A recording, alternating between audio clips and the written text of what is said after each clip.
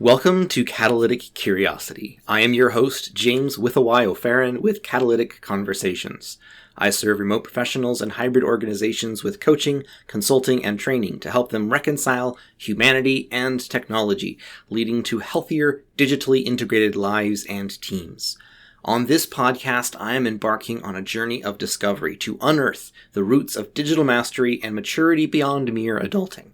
I interview insightful and intriguing experts exploring how we can develop sage-like maturity with intention in today's digitized world. Today's episode brings Jon Stopchick to the table to talk about intangibility and tangibility in the digital world. Jon is a software engineering manager. He's a programmer. He's a gamer. He's a space fanatic. He's a good friend of mine from Toastmasters and our mutual Toastmasters club, Nerdmasters. I'll put a link to that in the show notes for you to take a look at and possibly visit us at a meeting at some point. Also, you can look him up on LinkedIn. You can find a link to his profile in the show notes there as well. During our conversation today, we talk about artificial reality, virtual reality, the generations of tech, and the epoch-changing ways that humans have interacted all the way from writing until now and the acceleration of change recently with that. We're going to talk about ergonomics. We're going to talk about how to listen to needs and all the ways to manage these changes with maturity and bringing humanity into play in this very different digital world. So welcome aboard and let's get started. Well, welcome to the Catalytic Curiosity podcast. And right now I have with me a good friend of mine, Jon Stopchick, who I got to know through Nerdmasters, which is the better version of Toastmasters. I'll put a link to our site for our club in the show notes so you can know what the inside joke is. To come visit our club and get to know us and all that kind of stuff. But I'm really excited to have Jon in here today. And we've been nerding out a lot about technology and the digital world and all the changes that have been happening as a result of that. And we're going to be talking about intangibility and tangibility. So Jon, let's talk and start off with touchscreens and some of the generational stuff that came out of that. What are your thoughts on touchscreens? I have several thoughts on touchscreens. Believe it or not, even though I'm a software engineer, a programmer, when they first came out, I was not an early adopter. I didn't like them. And it's funny that you didn't like touchscreens, or you didn't like early adopters.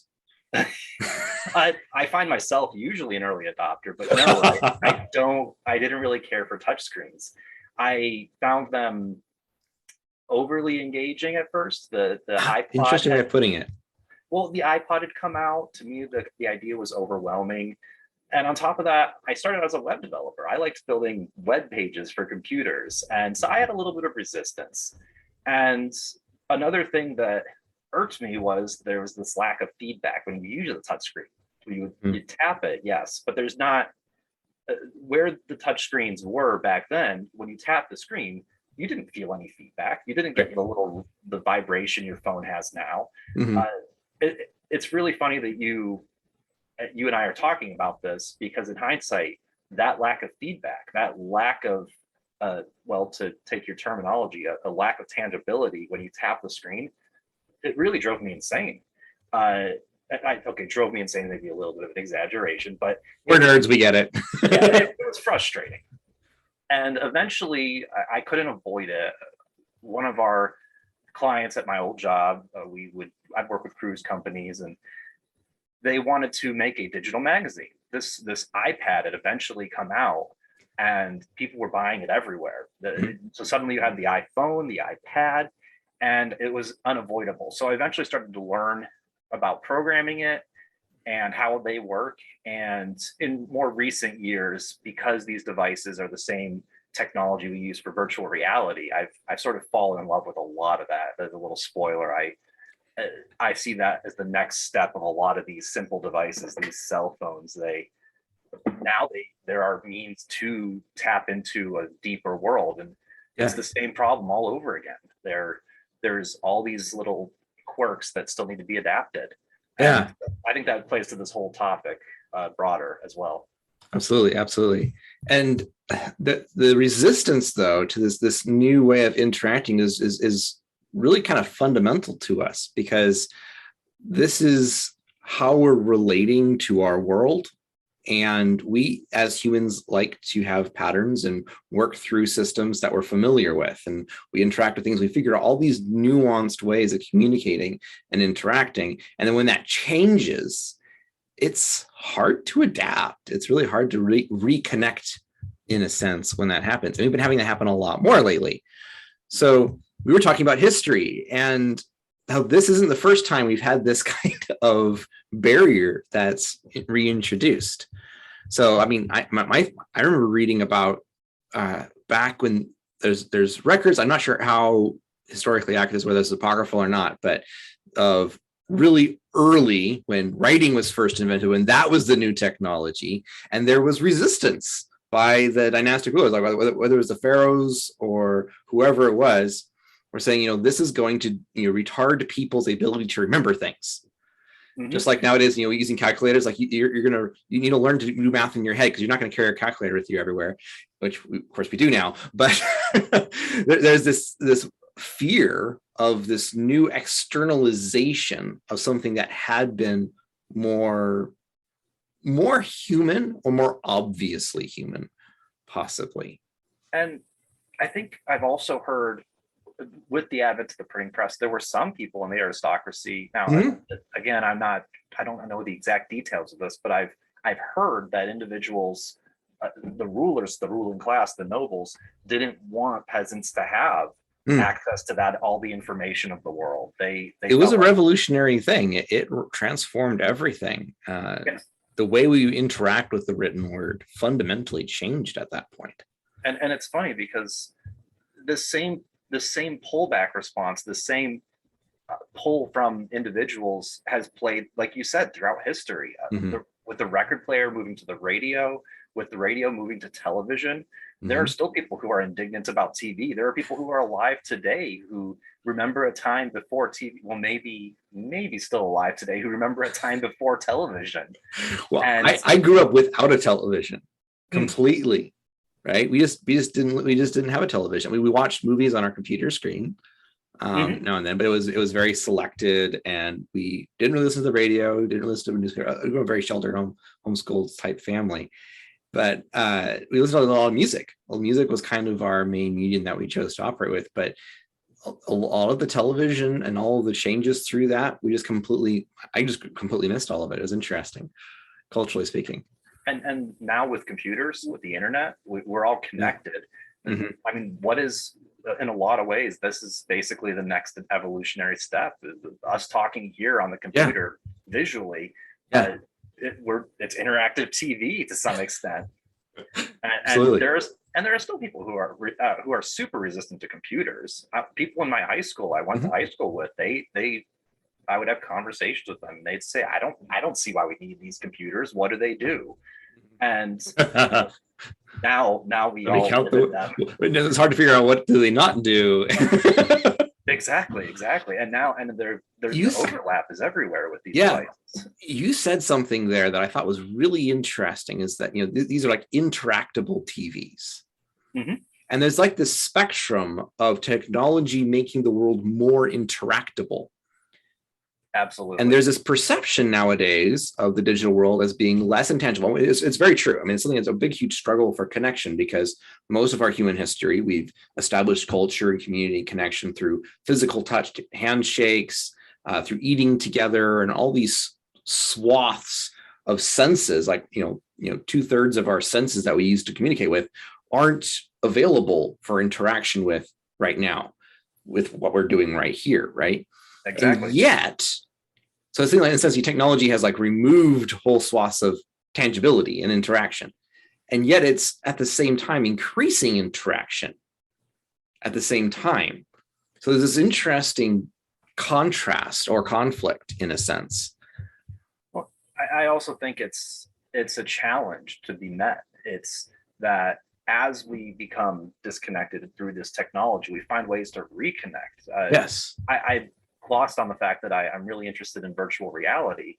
Well, yes. Let's talk about that for a bit. Yeah. this next iteration of revolution of technology, I think, is going to be VR. I think, like you said it perfectly. You mentioned the handshake. Well, I have over here one of my VR controllers, and I wrap this on my hand, and I can grip someone else's hand when I'm in virtual reality. And we've been finding ways to mitigate where you get a response, you get that feedback, and people crave it. Without it, if you approach a person with two different controllers and say, this one, when you grip, you'll squeeze something in the game or in the virtual world in your chat environment. And if someone else grips your hand, you'll feel it vibrate. You'll feel that person's handshake. And then you're presented with an alternative, which is basically just a stick that maybe just does a little vibrate feeling when you try to shake someone's hand. You're going to pick the more human experience. You're going to pick the controller. More human experience. We're reintroducing more humanity in a sense. Yes, and this goes back to cell phone design. I mentioned my frustration about the lack of feedback on cell phones and on tablets. And something that I recall watching on the news was these stippling bubble out features of prototypical phones. We don't see that too much now, but what would happen is it would actually inflate where the buttons are on the screen in these prototypes, and they were trying to simulate the button push sensation just because that's more comfortable with people. So we need that immediate feedback to know that something happened. Yeah, and I think the middle ground is what's called a haptic. A haptic is when you touch something and it vibrates or shakes. Whenever you do that, when you're chatting on a messenger, it makes a little click sound as you're typing. That feedback is satisfying to people. They want that. And those feedback mechanisms have been studied and studied and studied. They're especially in the game industry, for example. Those little cell phone games that you play when you download an app from the store and it makes the little jingling sounds, the casino sound effects in your video games. Those are the same sensations that we're attacking. We're trying to connect with people, and it's proven that adding these little force feedback sensations, these little sensors, there's a real profit aspect to them. People who make these games will pay content that you can only get if you give real money to the game. A perfect example is Pokemon Go. Pokemon Go is satisfying when you play it. When you spin on the screen and you throw the Pokeball, it's a simulated real human feeling. And it's not how you actually, they're not directly translating it. It's not actually how you throw a ball, but it's almost symbolic. Yes. We connect to it that way. Yep.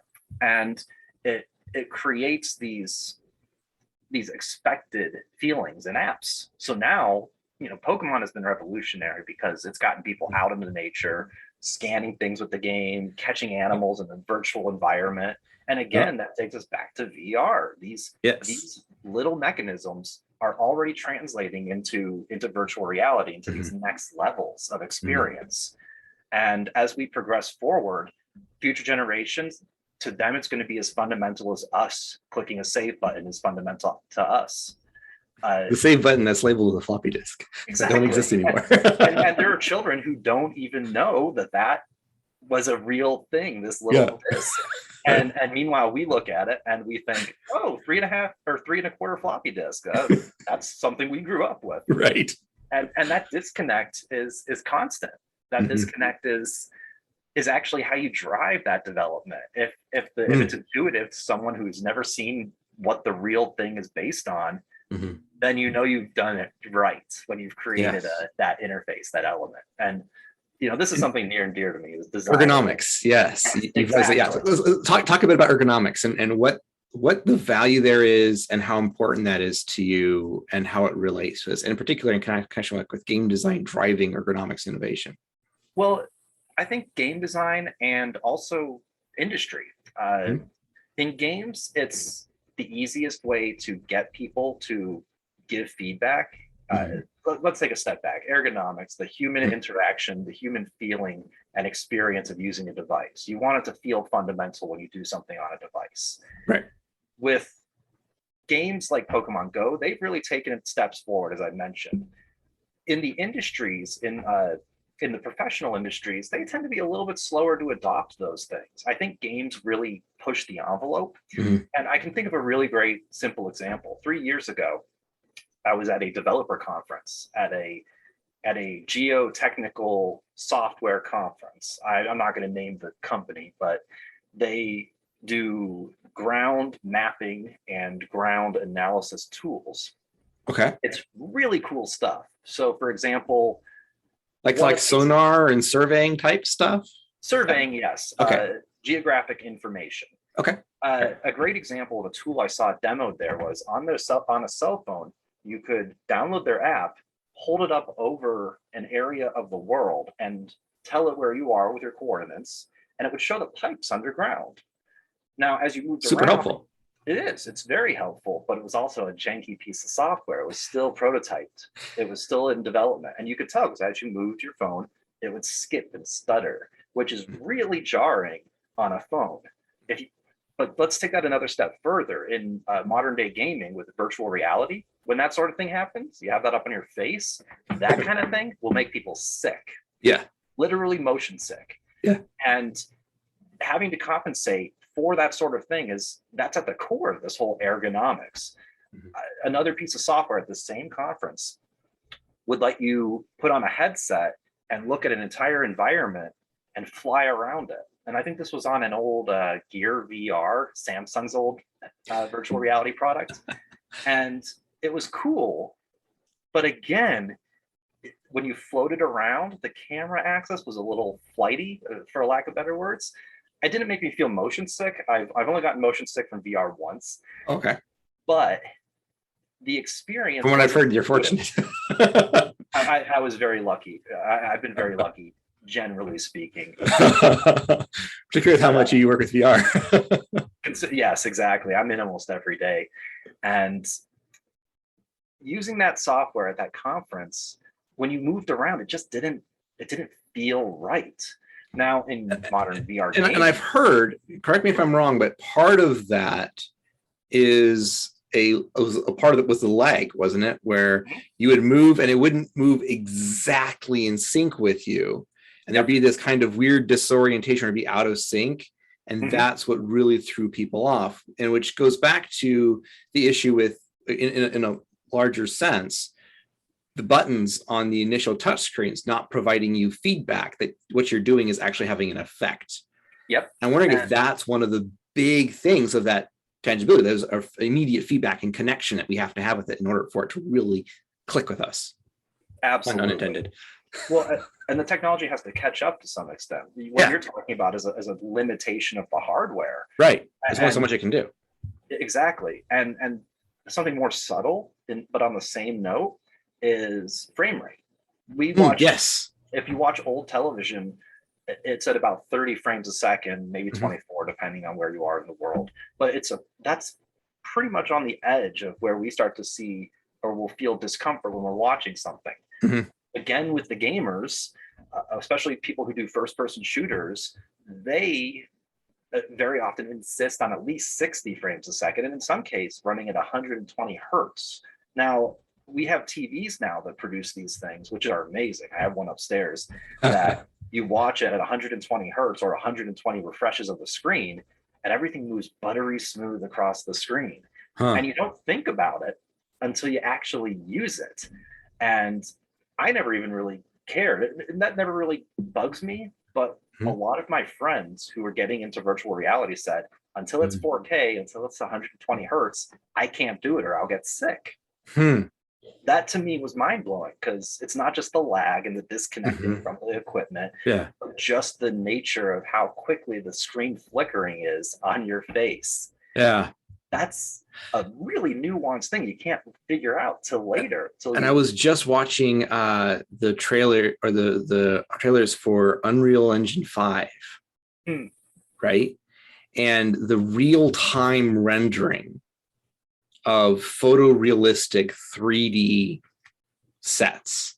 And it was at the scale, it was like a Matrix film where they took the models of Neo and I think and Trinity with their generated one, and we're going through the city and doing all this stuff with, gunfights and car crashes and lights and through the whole city. And it was all rendered in real time.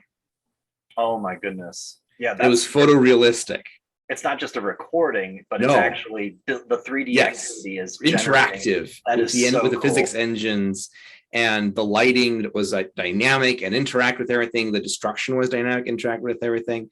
And they're talking to the technology of what they've actually done. It's like they've evidently, and I still have no clue how this is possible, but they said that they had fundamentally redesigned how ray tracing worked to get the light to work right in real time. So you're using the processing power.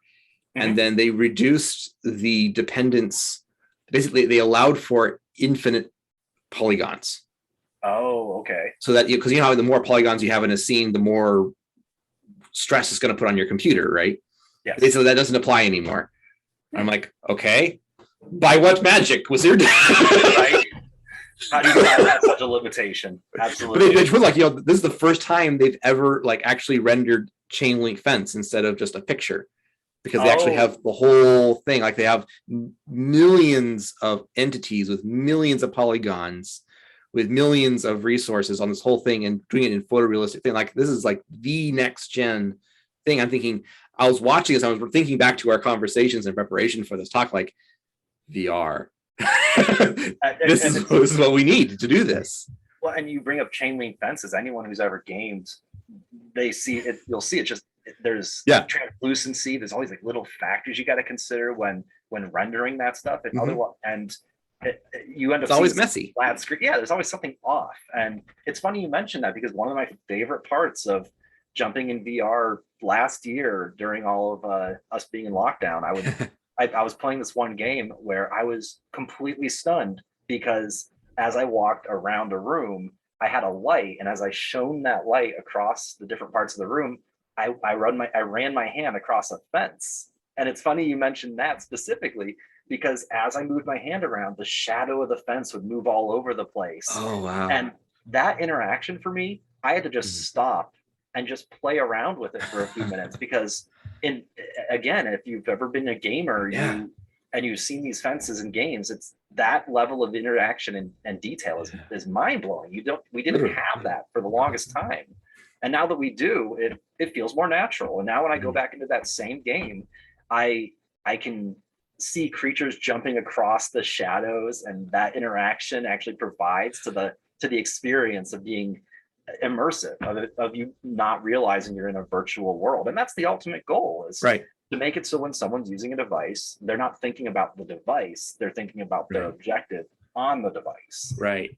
That's the thing that I always say, is that technology is supposed to be an extension of humanity.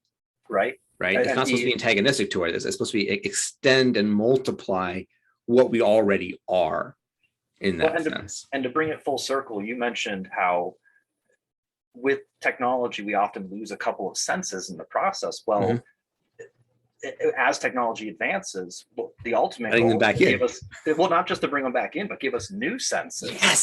Yes.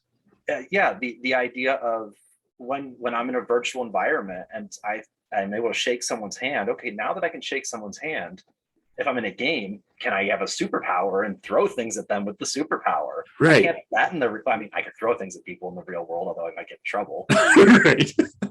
But what about shooting lightning out of my hands like a superhero in a modern movie? Yeah, and that's a feeling that you'd have that you may not have in real life, or maybe medical purposes. I'm being greedy and thinking about what can I do for me, but there are people who are missing limbs.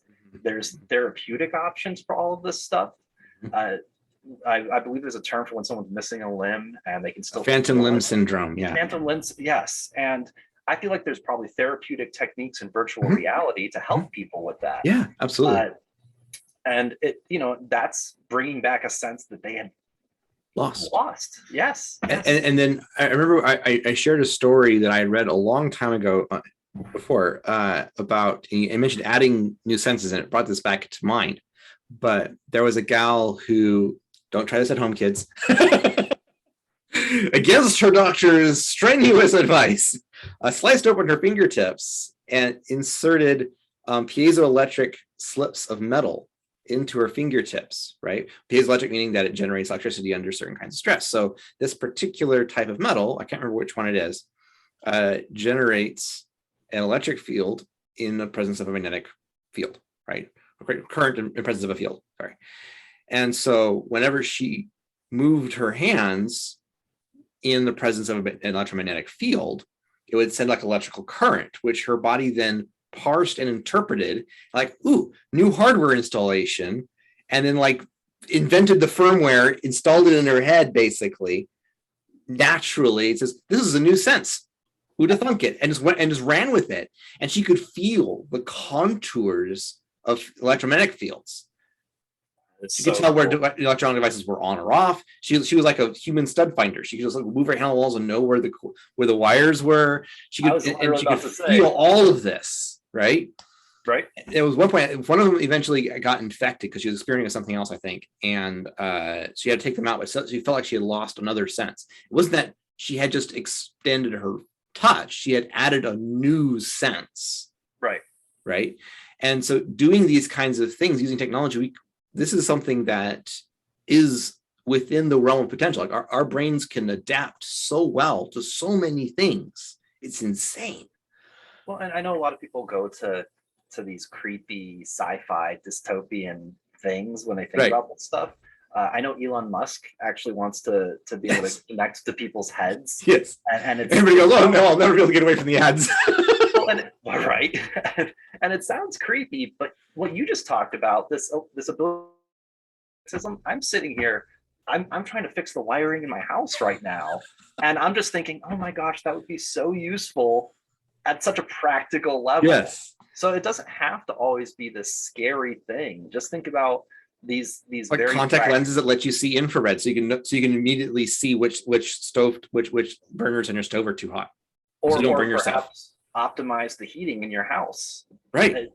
Being There's able to, there, you know. Yeah, there are entire companies. That's their whole business plan, is help you to see where it gets cold quickest in your house and build new insulation. Yeah. Well, if you've got a pair of contact lenses where you can just look and go, oh, there's a crack in my window and it's letting in cold air. Suddenly, that's an innovation that saves a ton of money for people in general. Yeah, absolutely.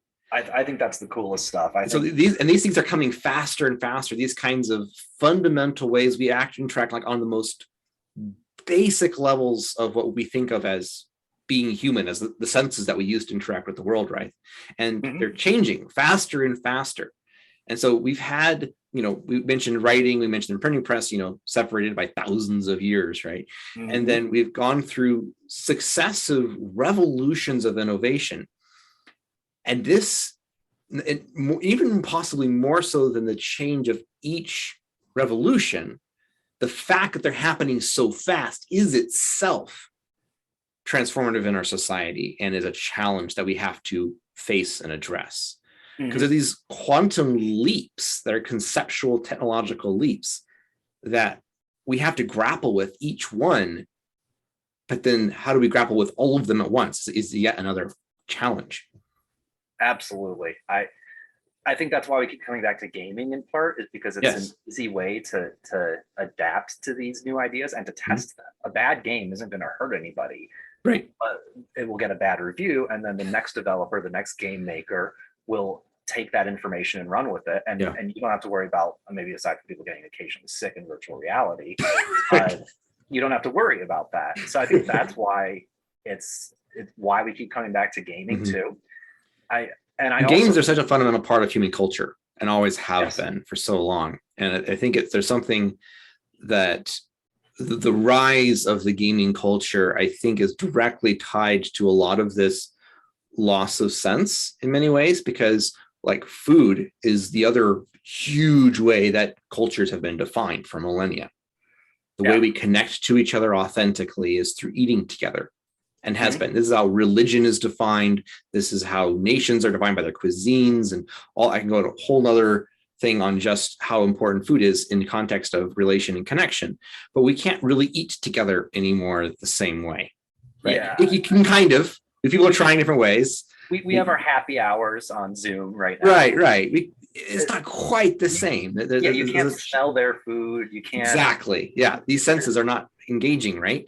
And so there's this huge challenge. But the other big part that defines culture and nations and things is games, and have been for so long. But games translate very nicely to the digital world. And I think they've become the surrogate for all the rest of the things that we've lost in the digital world for now, until we bring them back in again. And they've become center place in many ways, I think. Well, and it I guess I don't have a better way to put it, but it kind of belies the fact that you got to look to those people who are going to be using those games. I think the people who will tell us what innovations work and what innovations don't are going to be the youngest people, the kids, and the people who dive into these games. The digital natives. Exactly. When I was younger, I'm part of what's called the Oregon Trail generation, Oregon Trail generation, excuse me, got to pronounce that right. Right. Which is Zennials, which is the segue between Gen X and the millennial generation. And all that really means is it's the people who were born without the internet, but then transitioned into it during their formative years. So in my teen years, I was tapping away at a computer, figuring all this stuff out. And I was unafraid to do that. I wasn't afraid to break it because I didn't know any better. And my parents, when they would use these devices, they'd be so scared to break them. And I remember that because it occurred to me, would inhibit the adoption of these things. It goes back to the ergonomics. Exactly. Being safety to play. Yep.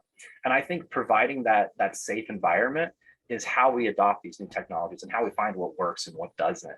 I think that there's going to be a generation that is so comfortable in VR, and I'm not that generation. Just like I was the generation that was really comfortable getting on the internet and introducing that to my parents, I have to look to the next generation to say, what's comfortable, what do you like? And then work with them to adopt that. And I think that plays into my professional career as well. As I develop websites and as I build tools and apps, I have to look at what works and what doesn't in that very practical way. We call it testing, obviously. But with games and with younger generations, I don't have to worry about creating a piece of software that's going to fail. I can just see what works and what doesn't. And I can take on these new projects and have fun at home, and try to build a VR environment of my own. And, that's something I want to do, of course, because as long as you don't, tell the story about the dangers of VR and right. So we talk about creating a safe environment. Yes. And in VR, that's a big order. We have to refigure that out again. Absolutely. And in fact, I can point out this room here is set up with that in mind very specifically. My desk right here is very much in the corner, flush with my wall. And then behind me, you'll notice it's very open. If I go ahead and move over here, you can see my floor here is very much open. Nothing to trip over. Nothing to trip over. It's vacuumed. There's no sharp objects anywhere. Smart. And that's because in a VR experience, you literally can't see the outside world unless you've got some neat feature where you have a camera appear on your on your controller, which I do actually do that as well. Cool. But when I'm in a game, I can't do that. Right. So I have this room. It's 10 feet by 10 feet, which is a pretty good size for VR. And as I play these games, a great example of something that has to be a safety measure is these little wrist straps. Right. Because if I'm sword fighting and I do a thrust motion, I'm not a sword fighter, obviously, so I don't know the terminology. But if I do that motion and I let go of the controller, I might risk destroying my monitors. Right. And you can look up examples of this all over the internet where you just search, didn't wear the wrist strap or accidentally threw the controller, where people will be playing these games for the first time and they won't realize that if they don't put on the wrist strap, they run this risk of accidentally letting go of a controller. Maybe they're throwing a grenade and they get a little too into it and actually throw the device they're holding. Or the sense of almost a disconnect in a sense. You're talking about the disconnect between the physical world and the virtual world. And then there's people who have a fear of heights, and you can simulate a cliff in the virtual world. And then they suddenly realize that they could jump off and it's not real. And so then they jump and run into the wall. And there are indeed videos of those type of things online. Yeah. Someone face planting into a TV in front of them, and then the TV falling off the wall, Right. and suddenly $1,000 device is just thrown away because of that. So mitigating, yeah, absolutely. I don't think that'd be very therapeutic for your fights and trauma, unfortunately. Well, and bringing up ergonomics, you'll notice that the shelves behind me, they're about 3 feet high. That's because in my original VR setup, I had shelves that went all the way to the ceiling, and I'd swing my arm around and whack my hand against one of those shelves, thereby knocking down a bunch of books, knocking down action figures, and hurting my hand. I've definitely cut my hand more than once doing that. So when I set up this office, I took that lesson to heart. Nothing is higher than 3 feet high. And that's because I could then swing my arms around without fear of hitting them. And it's also just about how high my hands fall when I let them at rest. And so that's an example of an ergonomic control that I have in this room. Again, the stuff on the walls, they're flush. I got pictures and my TV over there. And the pictures are higher than you reach. Yep. And that light up there is it's the profile is very high and close to the ceiling for the same reason. If I had a hanging whack a light bulb. Yeah, I got a lamp in the other room that if I were to try to play VR in there, I'd be hitting my head on the lamp. I already hit my head on the lamp with VR. Yeah, and so you got to be aware of yourself, your environment.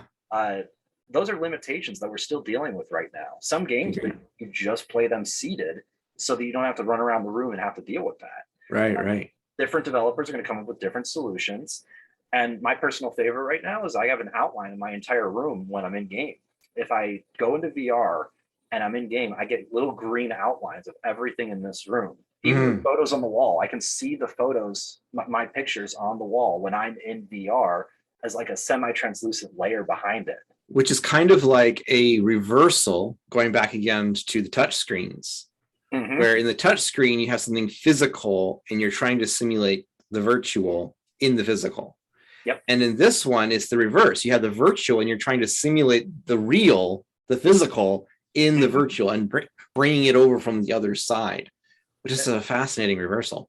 Well, and we couldn't even do that 10 years ago. No. In VR's infancy, the hardware just wasn't there. It wasn't strong enough to render both the outside world and inside world in your VR. That rendering two different worlds is a ton of processing power, of programming resources. I've done some of this programming with some open source tools, and I've actually done my own homebrew VR in the past. And triangulating the position of things is hard. You could be good at math and still recognize that it's not easy to cross-reference multiple points from cameras and then figure out where they are in physical space. That's a very daunting task for anyone, even a fully skilled programmer. And so then being able to make that code, having the hardware to make that code, and then not having to worry about it, so that then you can start thinking about things like how tall things are, things like where you are in the room, what you want to happen in the room. Being able to pick up a little box in a 3D world, there are so many steps just to get to that point where you don't have to think about it, that people don't think about. And that's the kind of stuff I like to think about, which is why I love talking about this with you. Right. And thinking about like a programmer. But so let's take a look and kind of zoom back again a bit, because we've got all of these huge changes. We've talked about the touch screen. We've talked about and how this is accelerating. We've talked about virtual reality, augmented reality, these different kinds of things.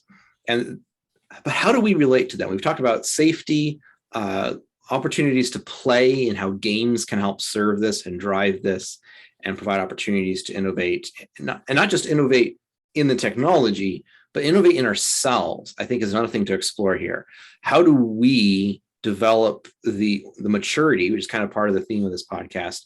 How do we change ourselves to be able to take advantage of these huge conceptual leaps and technological leaps as they're coming faster and faster? I think there's two answers to that.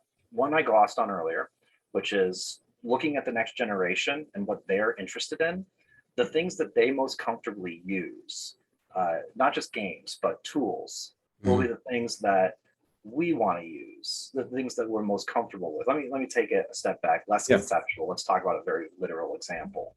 And it plays into my second aspect. In addition to looking at to the younger generations, also finding and sharing the things that are helpful to your lived experience. Now, a very fundamental one is IKEA. This is out of left field, yes. The IKEA app for a phone lets you take a picture of your room and place furniture in the room. Right. I would love something like that virtual, so that as I want to plan and improve the different rooms in my house, I can create this room and place different furniture. Taking that and extrapolating that even a step further, I have a basement. Maybe, and I'm sure, and on the West Coast, in the Pacific Northwest where I live, that is a pain in the butt sometimes. And what I mean by that is the basement, sometimes water seeps through the cracks, especially during a huge storm. And as a new homeowner, I'm constantly thinking about that because I'm so scared of the basement flooding. And we've had plumbers, we've had experts come in and do sump analysis for our sump pumps, get us a better sump pump setup and recommendations, all of that good stuff. Something that very much I've been thinking about is I would love to be able to pop on my headset and actually look at the aquifer below my house. I want to see the layout of the water and the environment in my home. And tools that are that practical, that useful, and would allow me to save money and help other people save money in the neighborhood by knowing where water is going to seep and water is going to move is a very real and practical example. If I go to one of my neighbors and I'm just casually talking with them and I say, oh, by the way, I figured out where my basement water is flowing in and I can tell you where yours is flowing in, I bet we could save you a ton of money on bringing experts in and doing this maintenance just by providing that information up front and without having to do extra analysis. If I can say to someone, I can say, you just put goggles on and look. Yeah. And if I can say to someone, you're going to save $5,000 of work and labor if you know where this is, because suddenly you just got to put better gutters over here in the corner of your house. Not only are people going to adopt that, they're going to be enthusiastically adopting it. Tell them how you can save money. Tell them what is most comfortable and share that with other people. And that's how we push adoption. That's how we push the envelope. And if you speak to the benefits, not the features, which is classic marketing. Precisely. Yes, exactly. I like to think that that's the best way to solve any problem is just market it appropriately and show where you can save money. I think that beyond gaming, because a lot of people think gaming is kind of a joke.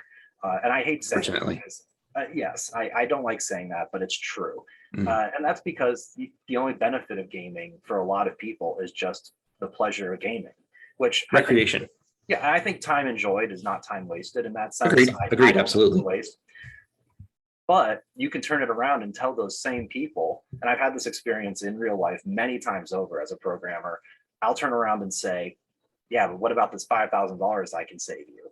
Suddenly, that technology that they're like, oh, this isn't that impressive. Oh, I can save money? Okay, let's have that conversation. And then you pop the headset on them and they say, yeah, but if I move, everything gets all janky and wobbly and weird. And they'll give you that feedback. They'll tell you how to improve it at that point. Because once they're saving money, they want to get involved. Right. So I think that, I think between the marketing and showing how it can save money and resources, and then also watching the future generation, that's how we're going to push the envelope of technology. The younger people are going to teach us what works, and the older people are going to tell us what they really care about, what they want to see happen. And in both those cases, it's deep intentional listening. Yes, right. Absolutely. And it really comes down to, you said it in our pre-show as one of your mantras for programming is you find a need, fill a need. Yes. Right. Absolutely. And all these conceptual leaps are typically where there was a need and somebody found a completely new way of approaching that need that resulted in a new kind of solution, like the invention of the mouse and the cursor. There's a conceptual leap that says hitherto unknown or unthought of, Well, and folks won't even necessarily all agree that those leaps are a big deal. Until after. Yeah, there's the apocryphal story of Steve Jobs stealing the mouse from Xerox. Right. It was a lot more complicated than that. But something as simple as the mouse, Xerox, they didn't market it well. It was on a clunky machine, so people didn't like using it. And then Steve Jobs went to, I believe it's called PARC, P-A-R-C. It's a research center, and saw it.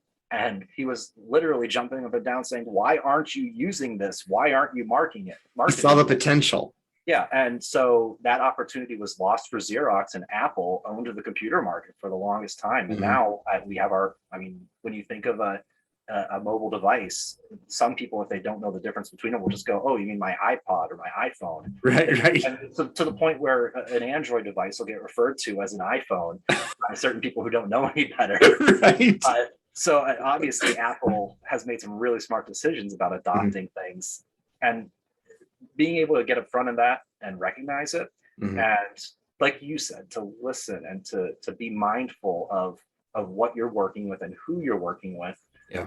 It makes all the difference. And you could even get rich doing it if you're making the good decisions. You can execute on those ideas. Absolutely. Exactly. Yeah. I really like that, though, of focusing on listening to people's needs. I think that's a really good place to, because that's where, good ergonomics comes from. That's where, and we realize that those needs are human needs, and being able to recognize who we are as humans and all these different ways that we need, and all these things that we need in order to connect authentically, through the feedback, the interaction, and all these different elements of our humanity, and then seeing that and then conceiving of other ways that we can meet the need of connection, through other senses and through other means of communication, other mediums, and push that envelope with an authentic way of connecting as humans. I think that's a really good way to wrap this up. I agree. I think using connection to help build connection and improve our connection. Yeah. I think it's all totally interrelated, and I think that's a great endpoint. Yes. Fantastic. Well, thank you so much, Jon, for coming in here and talking about this and sharing some of your expertise and your experiences. I'm really excited to get into VR and AR. I haven't actually gotten to it as much myself. I just haven't made the time yet. But it's something that I'm really excited about, and I love the future of it. And I look forward to working with you in future episodes. I'm sure we have plenty more things to discuss. I hope Thank you again so much for taking the time on this. And thank you for having me. Absolutely. I'll see you at Nerdmasters. Later. Bye-bye. Thank you so much for joining us. I hope you had your curiosity sparked to explore these subjects with greater awareness, or gained a valuable insight along the way.